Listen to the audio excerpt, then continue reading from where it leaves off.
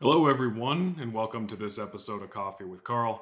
I am your host, Carl Zoellner, one of the attorneys with Anderson Business Advisors.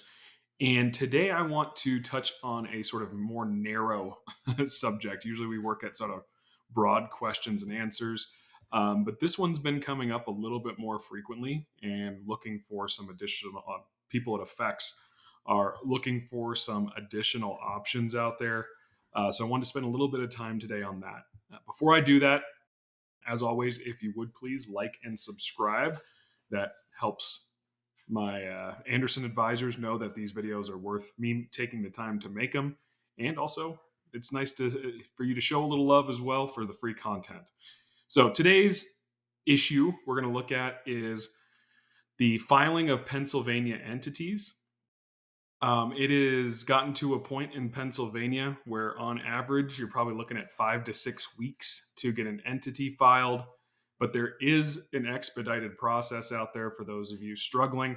I'll first sort of just tell you how I stumbled upon it. I had a client who was looking to close on a property, had a lender and a commercial loan, and was looking to close in a business entity so that you don't get smacked around by the Pennsylvania transfer tax. Sort of the shortcut to getting the entity done quickly, and to our Anderson team's credit here, we got it filed and it showed up on the Secretary of State website, I believe, within 48 hours.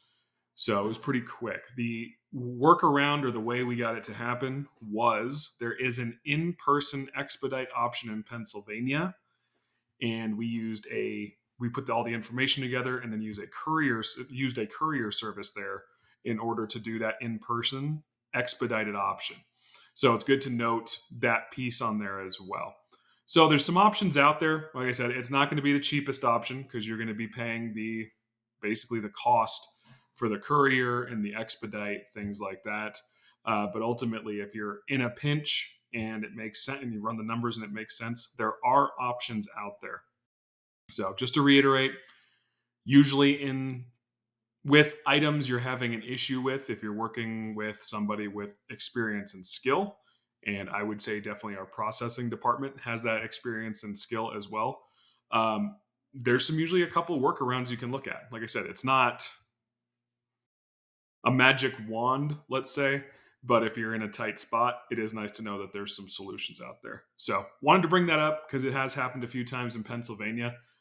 Pennsylvania, just as a reiteration too, is one of those states that's incredibly difficult to work with from a deed perspective, as well as from a grantor trust perspective, that would normally exempt you from the transfer tax. Pennsylvania is the only state that I can think of that really reads it differently from that perspective. So it's one of those states that's on the rise of being a more, I don't know, touchy state to work with. But if you're in this scenario and you need some help, please feel free to reach out. We're always happy to help you. So once again, if you would please, if you haven't already, please like and subscribe, tell your friends, and we will catch you on the next episode of Coffee with Carl. In the meantime, make sure you're taking advantage of all of our free content out there.